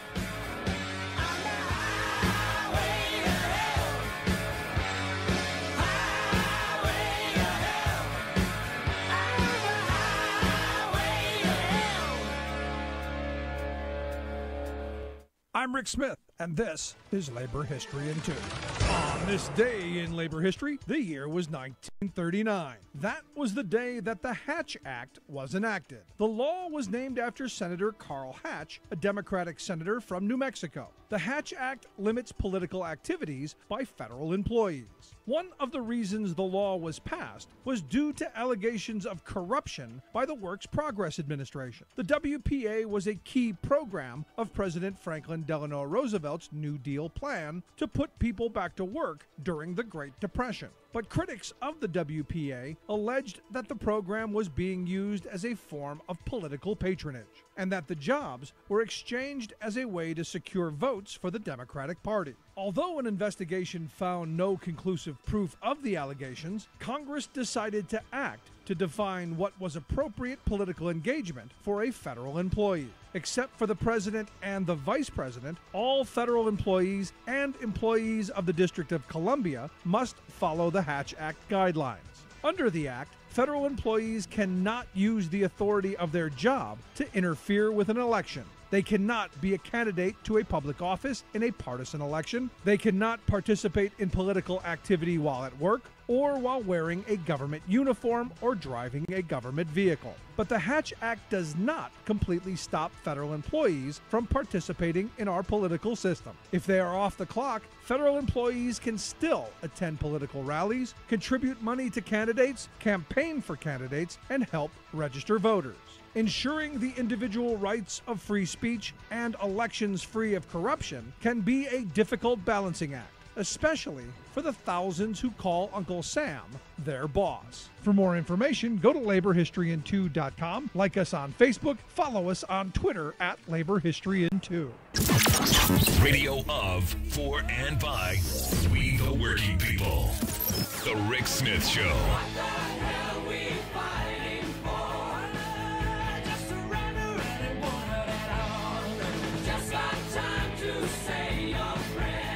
Yes, I remember the good old days where we were just worried about a stain on a blue dress. We were beyond full employment. The economy was humming right along. Humming. I'm sorry, I didn't mean, that wasn't right. But it was humming right along. And so was the White House, so was the Oval Office. And we got all tied up in Lewinsky, and I learned what a humidor was and all of this salacious nonsense that came out of the Starr investigation, which, if you remember, started over a land deal. They were looking into Whitewater, where the Clintons actually lost money. So there was nothing there. It could go, oh, well, there's influence peddling for profit there. Got to move along. Let's look at the Oval Office. So they found the stain on the dress because Lewinsky told a lawyer in confidence, who then went against her oath as an officer of the court and spilled the beans on how Lewinsky and the president had this relationship. And, well, the personal responsibility, family value Christian conservatives just lost their ever-loving freaking minds. Yet you look in their closets and, well, lots of things. Again, as my mother always said, you point a finger at somebody, you got three pointing back at you. They never learned that lesson. So what started off, and again, I go back to the Clinton years, what started off as a pay-for-play thing, which was, they used their office to try and make money and ended up losing money. You've got a president who is actually making money off the White House. And nobody seems to be all that upset about it. Where's Ken Starr when we need him? You want to find a president who is literally cashing in? Here he is right here. You mean all of these deals that keep popping up. For instance, there's this Angela Chen. She's a Chinese-American businesswoman who her gig is she sells access to the rich and powerful. She has relationships with the Chinese ruling elites because evidently she has a business relationship with one of the princesses, if you will. Her Global Alliance associates, they basically link up U.S. businesses and the Chinese top power brokers. And, the idea is, let's make money by screwing the workers. And, she just bought an apartment, the penthouse in one of Trump's buildings, for nearly $16 million. And you go, well, you're just buying stuff. He sells stuff, she's just buying stuff. Yeah, but they're saying that it was a bit overvalued. And we're seeing this happen all across the Trump empire, where you've got countries who are saying, oh, well, we want to curry favor with the American president. We're going to buy his condos. We're going to allow him to build his golf courses. We're going to allow all this stuff to happen so that he can cash in. And again, knowing that this will curry favor with the White House. And yet I don't hear the right wing losing their mind. Now, I go back to Whitewater because I think it's important. Whitewater lost money. It was a speculation deal that they thought, wow, if we build this stuff, if we build it, they will come. Well, nobody came. And it flopped, and they lost their investment. Where are the investigators now? Or was it because it was a Democrat? I mean, this is the weird thing for me. And I look at this and I keep asking the question, how did we get from the H.W. Bush years, from the Republicans of the Clinton years, to where we are now? Because like I said, had it been a couple of years ago and someone would have asked me if, if the Russians meddled in the election, do you think the American people would rally? Yes. Yes, they would, because America's under attack. It's just like 9/11 when the country came together. There was nobody pointing their finger at Bush saying, you did this. Everybody, he had like a 90% approval rating. Everyone was saying, yes, we're behind you. Let's go forward. And then he made that weird, bizarre turn to, let's go to Iraq. What? What did Iraq have to do? Nothing. But hey, it's fun. And we can make money and oil. And you remember Operation Iraqi Liberation, oil? To which they really quickly figured, oh, geez, that's kind of Orwellian. Maybe we should change it to Operation Iraqi Freedom. Yes, freedom. But still, while cashing in and huge amounts of money, and not to mention destabilizing the region and all of that. But again, huge money. Where's the outrage? Where's the outrage for this guy? Where's the outrage for the Orange Menace? For the Marmalade Mussolini? Where's the outrage? And I get emails from people,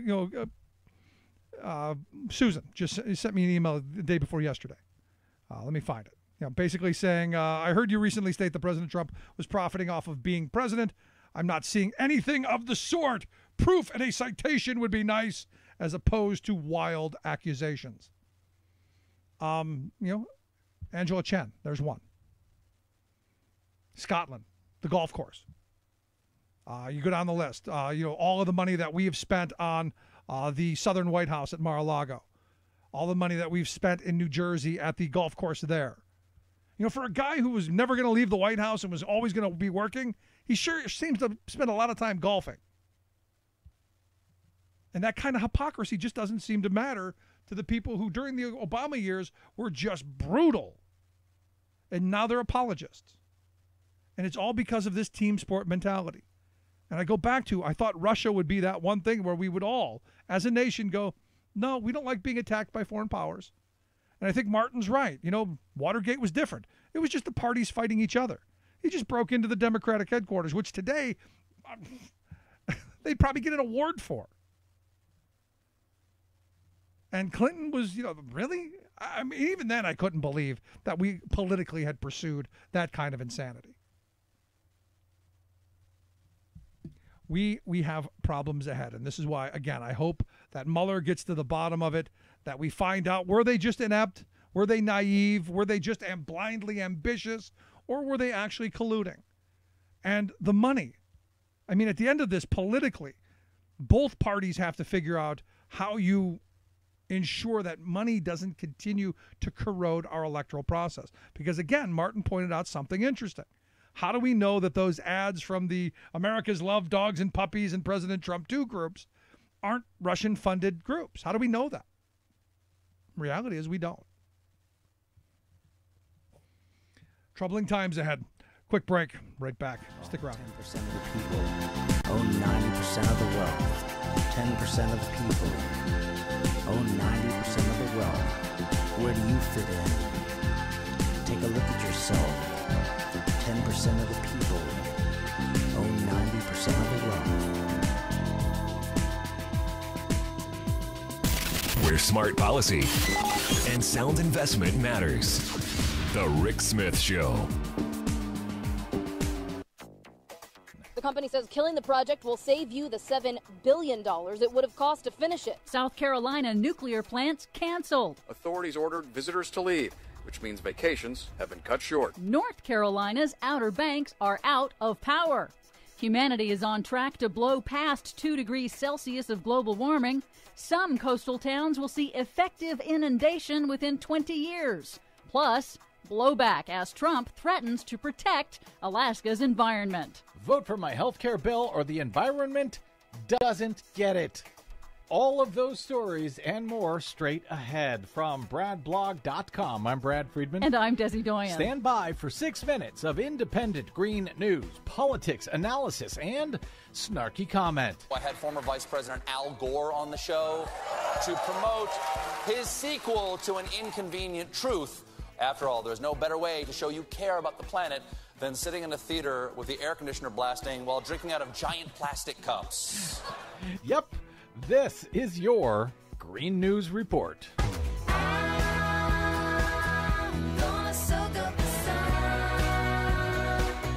Okay, Desi Doyen, during the recent healthcare insanity in the U.S. Senate, Interior Secretary Ryan Zinke threatened Alaska Senator Lisa Murkowski that the Trump administration would retaliate against Alaska if she voted against the Republicans' repeal scheme. And they were going to retaliate by protecting the environment? Yeah, they were going to retaliate by blocking her pro-oil agenda for Alaska.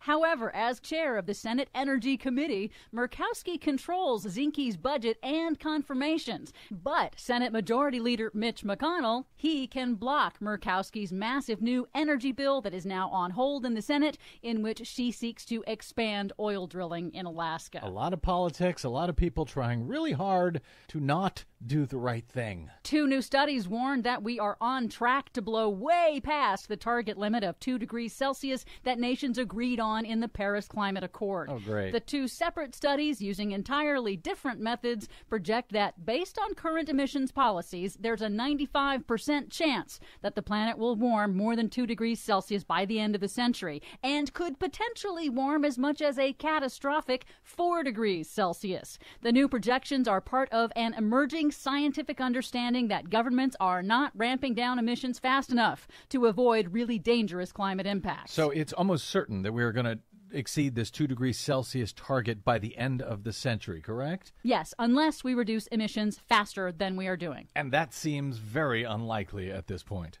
Another blow to the troubled U.S. nuclear energy industry. In South Carolina, utility companies Santee Cooper and Scana Corporation announced on Monday they will halt construction of 2 new nuclear reactors at the already existing V.C. Summer nuclear power plant. That occurred after problems with the design of the reactor caused persistent delays and massive cost overruns. No decision yet on what that means for customers who've been paying in advance for years for those 2 unfinished nuclear reactors. But the good news, they're saving taxpayers $7 billion for what you have described many times as the world's most expensive way ever invented to boil water.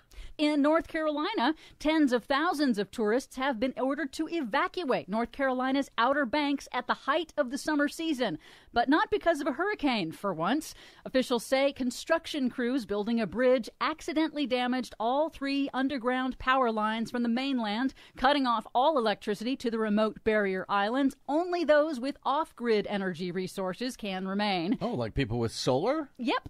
Last week, we reported that the Coast Guard is planning for an overall rise in sea levels of about 6 feet by 2100. But a new study from the Union of Concerned Scientists warns many U.S. coastal communities will be hit with effective inundation in just 20 years. Effective inundation is disruptive, chronic flooding on a near weekly basis or more due to rising seas caused by global warming. The report identifies more than 170 U.S. towns and communities that could be effectively inundated as early as 2035. Wow. But home buyers in Miami are apparently oblivious to these warnings. According to a new survey by the Miami Herald, 2/3 of home buyers in South Florida never ask their real estate brokers about the potential impacts of rising seas on their property or their future property values. That's some smart buyers. Finally, some good news.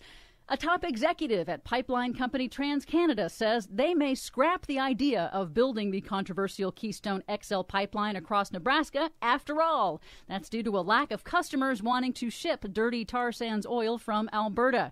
That negative outlook is not likely to improve soon. The Calgary Herald reports that oil companies in Alberta's tar sands have voluntarily given back more than 2.5 million acres of oil exploration leases because of a drop in demand and the crash crash in global oil prices. So sad to hear it. For much more on all of those stories and the many we couldn't get to today, check out our website at greennews.bradblog.com. Find us, follow us, and share us worldwide, please, on the Facebooks and the Twitters at Green News Report. I'm Brad Friedman. And I'm Desi Doyen. And this has been your Green News Report.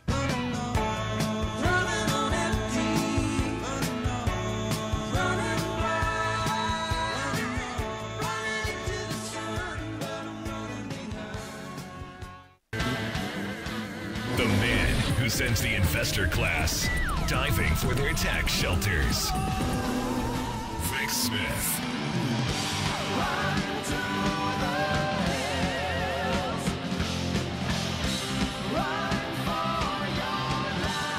So it appears that Mitch McConnell and the Republican leadership are going to follow the same path they took on the health care debacle and the fantastic failure that was. They are going to stick to their plans to ram through their tax plan with just 50 Republican votes and Mike Pence being the decider. And again, you got to ask the question, at what point do they not wake up and say, you know, there might be a couple of centrist Democrats that'd be willing to give the wealthy a handout at the expense of, you know, health care, at the expense of infrastructure, at the expense of social programs, education, you know, whatever. There might be a couple. Why not try? Nope, not even going to try. And we know the bad ideas are coming. More handouts for corporations and the very well-to-do and less for everyone else. And here to kind of give us some thoughts on what we may be seeing in the coming days, weeks, and months as the Republicans move forward with their tax scheme, I've asked our good friend Mark Price, labor economist with the Keystone Research Center, to come talk with us. Mark, thanks for taking time. Rick, it's great to be here, and I'm trying to think about how to say I'm being effectively inundated by water.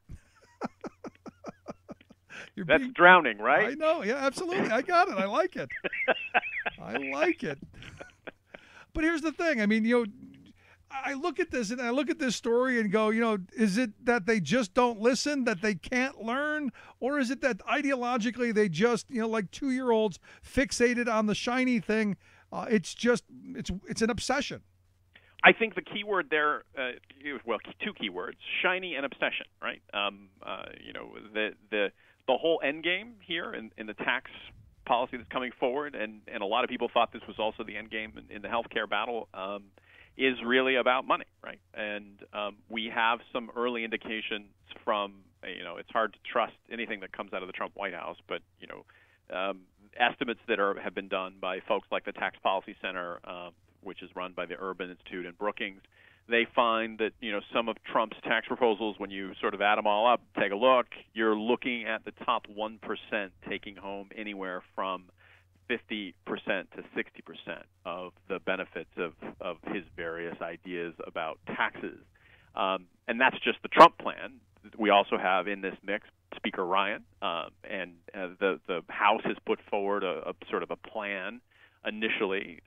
Analysis of that plan suggests that as much as 3/4 of the benefits of all the various things that they had in mind would flow just to the top 1% of taxpayers. So I think shiny obsession, I mean, this is clearly being driven, and we're also seeing indications that outside groups, the Koch brothers of various groups, are aligning to sort of try to do their best to push through, you know, tax reform, with the key being, you know, to lower taxes on the top 1%. Yeah, again, you come back to this, and it's like trickle down economics on steroids. Yeah, and some really good steroids, to be sure, right? It's eliminating the inheritance tax, eliminating the alternative minimum tax, which is one of the few reasons that President Trump has had to pay taxes, at least that we know about. The alternative minimum tax, for your listeners who probably heard it on occasion before, it's a tax feature of the code that makes sure that the wealthiest taxpayers, who often have, you know, hundreds of accountants working for them because they are some of the wealthiest people on the planet, they are able to effectively pay less taxes than you or I, right? Than their secretaries often have to pay. And the alternative minimum tax was designed to sort of say, look, no matter how creative you are, you're going to pay at least a minimum amount of tax. And, you know, the Trump administration has proposed eliminating that.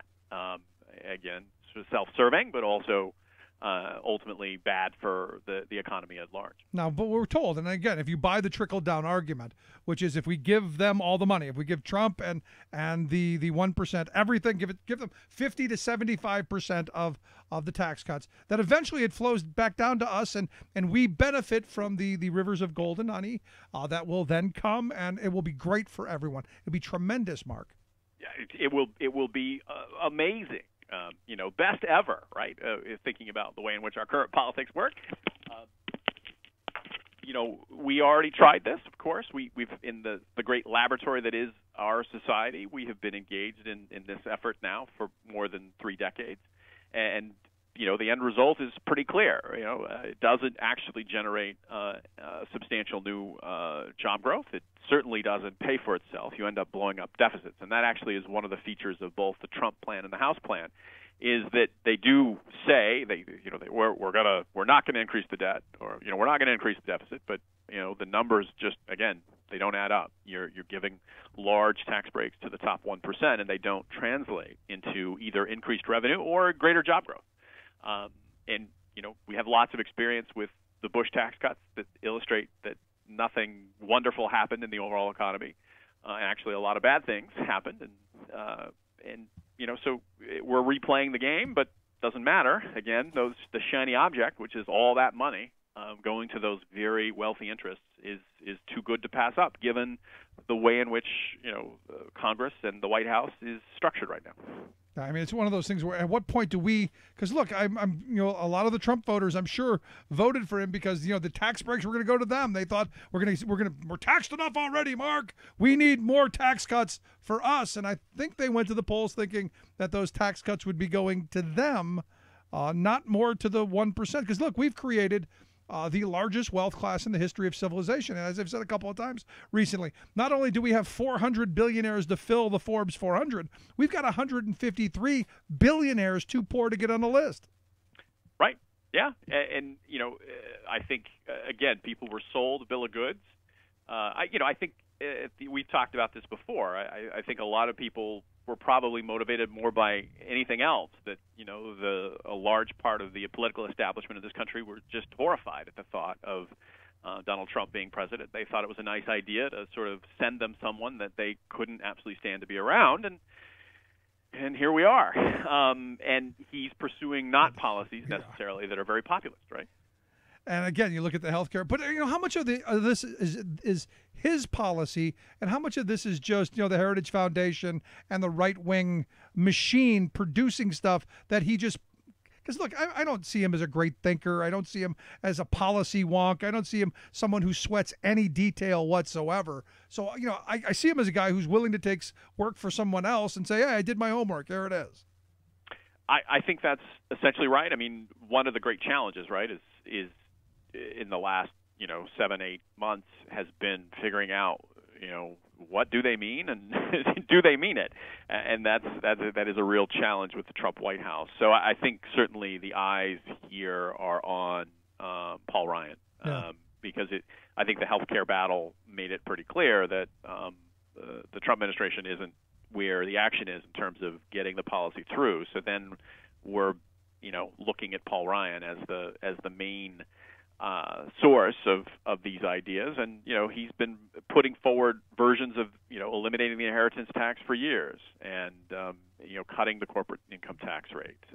All these policies have been around, and that's what he's going to go for, in the hopes that, unlike the healthcare battle, they'll be able to win this one. Now you're the smart guy here, because you're the labor economist. You're the guy who did all the schooling and knows all the charts and the graphs and all of this stuff. I blame your profession for selling us this trickle down nonsense and all of the stuff that Paul Ryan is pushing. And look, we've seen the Ryan plans. He's the guy who was doing keg stands, dreaming about getting rid of Medicaid, which I don't know what school he went to. Kind of bizarre to me, but is what it is. Even on paper, does this stuff even work? No, it does not work on paper. As I said, the Urban Institute Tax Policy Center at Brookings, they make it very clear that there is no set of assumptions that will get you to the promised land of these tax policies either balancing or generating economic growth or generating revenue to pay for themselves. And they are highly regressive, right? They deliver most of the benefits to the very wealthiest. So there's no framework in which this works. And I think you're right. It's certainly the case that my profession, the economists of the world, have certainly played a very powerful role in facilitating how we got here, right? We are effectively now even having numbers and having a plan that balances is not as important as it should be. No, I mean, because I look at this, and again, the wasted. You want to talk about waste, fraud, and abuse? Waste, fraud, and abuse is giving the billionaire class more for them to hoard, especially offshore. It just seems like there are smart things we could be doing that we're just not going to. No, I think that's absolutely right, and the key challenge, right? If you were really focused on the U.S. economy and on what we need more jobs, right? And we need them now, and they need to be good jobs. Those are the key challenges that you can find across Republican and Democratic voters. That's what people want, a good job. So why aren't we going after an infrastructure bill? I mean, that would be, to me, that would have been the first thing I would have done. Well, Rick, when you're president, I will make that happen for you. But I think it comes back to, again, those wonderful two words you used, right? Shiny and obsession. And they are very obsessed and very focused on the shiny object that is a big tax cut for, again, as you said, the billionaire class. And we're seeing clear indications that there's organizing going on from the chamber down to, again, the Koch brothers, with the intent of making sure that this happens, right? I mean, so the focus isn't on making the U.S. economy more effective, more competitive, making the economy produce better jobs or more jobs. The focus is purely on what can we get out of this exchange through cutting taxes on the wealthiest 1%. Yeah, the hooray for me and the hell with everybody else. So I think that's absolutely right. So last question I've got for you, because, yesterday we talked about the healthcare thing, which was, got everybody, it touched everyone. And there was, a lot of people, the resistance, a lot of people making phone calls, a lot of people in the streets, all of this stuff. Tax policy, I don't know that it's all that sexy, all that exciting. And I don't know that people really, have that visceral kind of reaction. Is there a way you think people can stop the horrible that we know is coming? You just expressed my greatest and deepest fear right now, because you're absolutely right. Tax policy, even your listeners right now are probably, he said the alternative minimum tax. What is he talking about?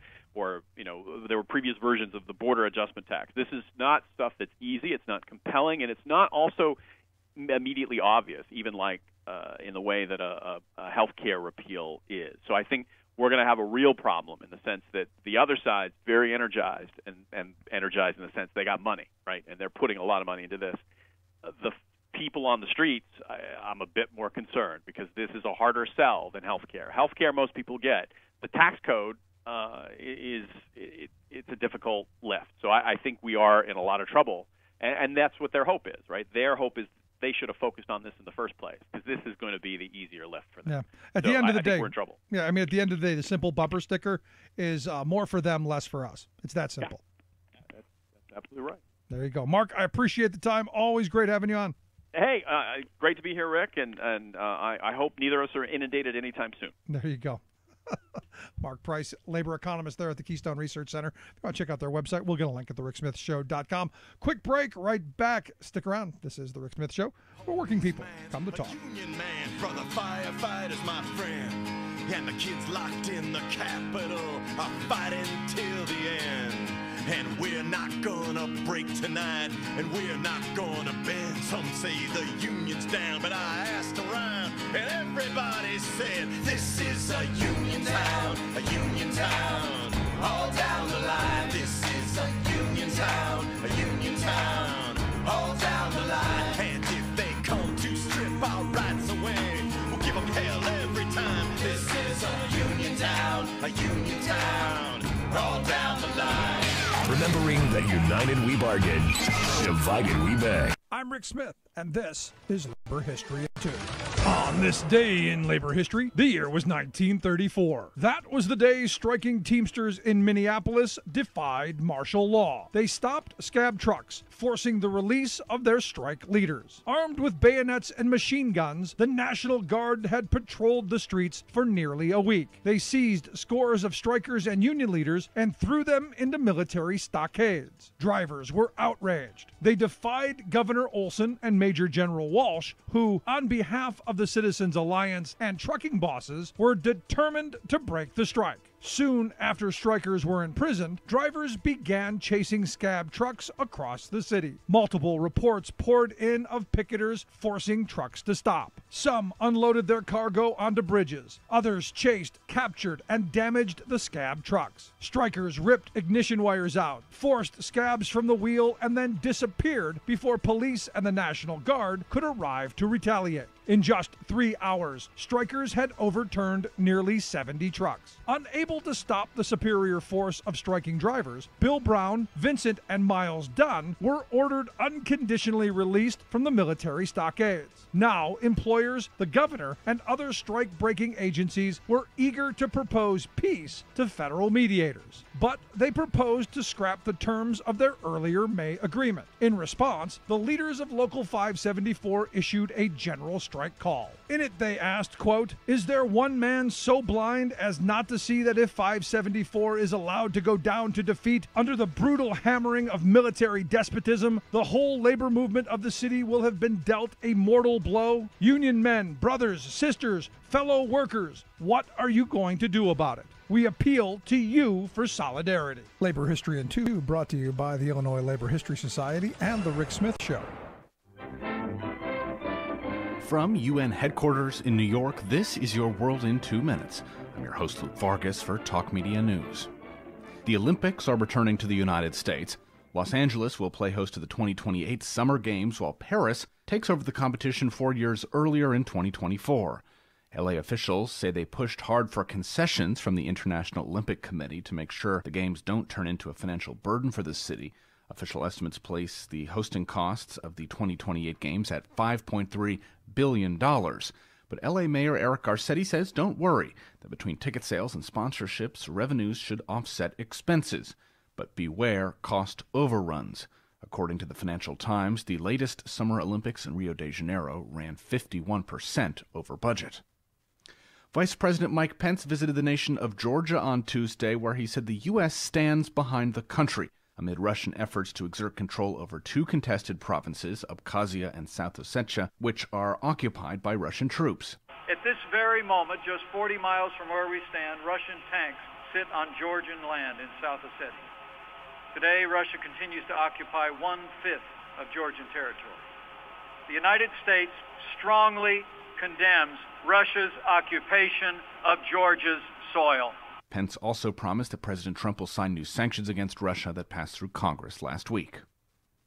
And a new report says the world has just a 5% chance of capping global warming at 2 degrees Celsius, a key threshold after which scientists believe catastrophic consequences of climate change can no longer be stopped. Negotiators at the Paris climate talks included an even more ambitious target in that agreement to limit warming to 1.5 degrees Celsius. According to Adrian Rafferty of the University of Washington, there's just a 1% chance of that happening. For more global news headlines, visit TalkMediaNews.com. Fuzzy math. It's fuzzy math. It's fuzzy math. I'm practicing fuzzy math. A lot of times we need to fudge the numbers and not tell the truth. For diplomacy to be effective, lies must be credible. The best way to win an election is deliberate deception. Same thing happened in 2000. George Bush lost, and I know that. So let me just tell you what the facts are. After my plan is in place, the wealthiest Americans won't pay any tax at all. I came to this office to serve corporate America. We must pass problems on to others. Now is the time to give corporations the people's money. And President George W. Bush will damn the consequences. What I care about is money. I want that corporate soft money, more money. I also want to get some federal money. Federal money, your money, more money. More money is needed, and I spend more money. It's money that my administration has borrowed, loading up IOUs for future generations. And you know what? We have spent the surplus. I mean, the idea is it's time to bust this economy. Let's get it done. Yes. Bust the economy. And look, there's a pretty good wrap-up of the Bush years and all of the tax cuts that came along and the tax policy, how easily we forget. I mean, honestly and truthfully. And I hammer on this point, the fact that we were going to have a surplus. The country was going to have a moment where we were debt-free.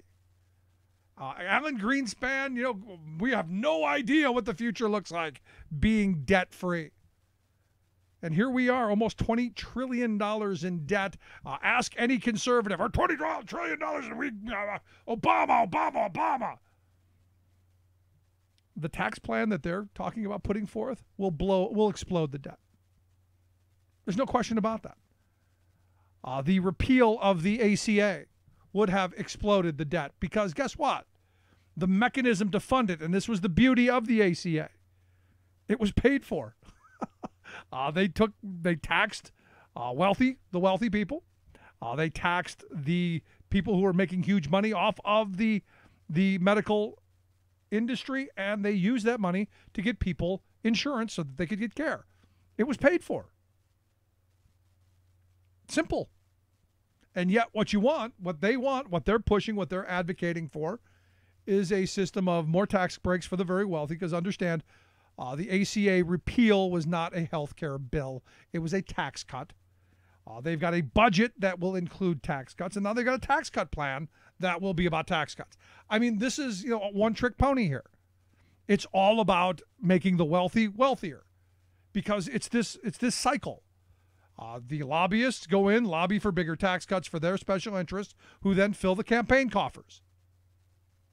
And it's this constant, ever rolling down the hill cycle, going faster and faster and faster. Crushing our democracy, crushing the middle class and the working class of this country. In fact, you look at, just the other day I was reading an article over at the Washington Post. It was titled, "Bosses Want Capitalism for Themselves and Feudalism for Their Workers," where they say, you would bend the knee, bow your head, and swear to serve them faithfully, now and forever, even if someone else tried to hire you away for more money. And in return for this loyalty, you, of course, would get none. They write, your company could fire you whenever it wanted to and wouldn't have to take care of you when you got old. If you were really lucky, it might just give you a small 401k match. In other words, it'd be capitalism for bosses and feudalism for workers. And, they go on to talk about, basically what I've been saying for years. Working people in this country have no voice whatsoever. Unions have been demonized, have been attacked, have been, crippled, have been destroyed, and then pointed at as the villains. And I look at what's going on down in Mississippi right now, where you've got the UAW and the workers at Nissan saying, hey, these workers they need representation. The promises that the employer made are non-existent. It's time to demand, sit down and write out in a contract